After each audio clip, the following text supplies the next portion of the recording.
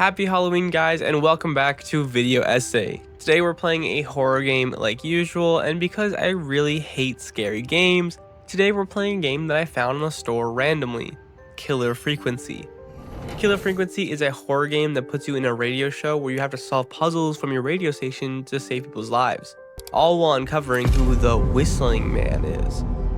There is another game that I wanted to post this Halloween, but I decided that I was rushing the game too much, so I wanted to play this one instead. This is my third time playing a horror game for Halloween, so let's get into it. The story of Killer Frequency is really decent and has some twists and turns. Your name is Forrest Nash, an ex-famous radio talk host that was fired from his last show and now runs a show in a small town. Your co-host is Peggy, and the two of you are running... Welcome to 189.16, The Scream, caller. You're talking to Forrest Nash. What's going on with you tonight? The game is set in the late 90s, and years ago there was a killer in the town named the Whistling Man. That same night, he would drown, but the town would hold a whistling night on the same day every year, where kids would prank others and crimes would hurt people. In the beginning of the night, you get a call from a 911 operator stating that the sheriff is dead, and someone dressed up as the Whistling Man is going around killing people. She routes all 911 calls to you, which in my opinion cannot be legal and cannot be the best plan. Throughout the night, several people call you, and the goal is to save them while solving puzzles from either your room or around the office. Towards the end of the night, the Whistling Man comes for you, and you have to de-escalate the situation in order to not lose any more people. In the end, you help the neighboring town who brought the entire SWAT team to capture the Whistling Man. Or should I say, Whistling Men? Or should I say woman? Or should I say one man and one woman? And I won't get into much more detail, so I don't spoil any more fun moments, so you can play the game and you can enjoy it. So let's head into the gameplay. The main gameplay of Killer Frequency is a puzzle solving game where you need to do certain things in order to save people over the phone. These involve a lot of manuals and books which you need to read in order to make the right decisions from a Dropbox of text. You can also walk around the office and grab things, and Peggy will usually give you keys to different areas around the building, and you'll find more clues around those areas. The game doesn't have that interesting of a gameplay cycle, but what carries it is the plot and the atmosphere. The game does a really good job of making you feel a little uneasy while moving around. But sometimes I would get really bored just listening to them talk, and I slowly became an NBA superstar. Hey guys, I'm really sorry, but there's a call on the other line.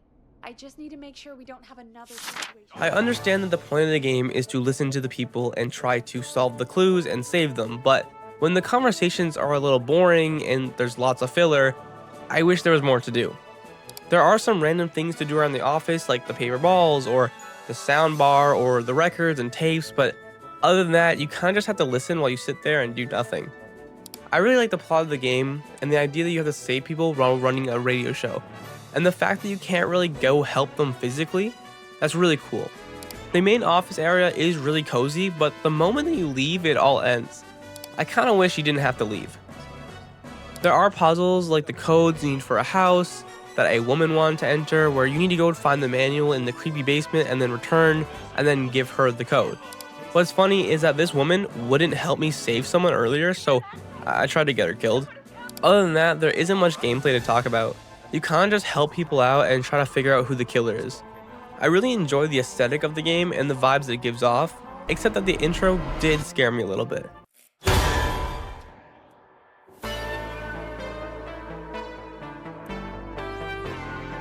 There really isn't more to talk about this game.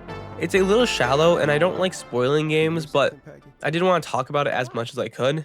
The gameplay can be a little boring and the game can be completed in like 4 hours, but that doesn't mean that the game isn't good. I really do think you guys should play this one for Halloween. I mean, maybe next year seeing this video is out on Halloween, but I really do mean that. The idea of this game is really unique, and that's something that really caught my eye when I was scrolling the PlayStation Store.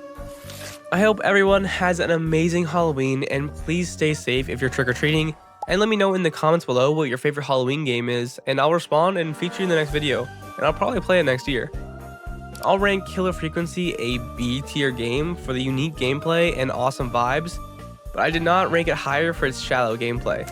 I do think this game is super fun, and it was a super fun game to sit down and enjoy and play for Halloween, but There are moments that I wish it just did better on, and the gameplay itself is just a little boring where I kind of just didn't listen to the story and I kind of watched TikTok.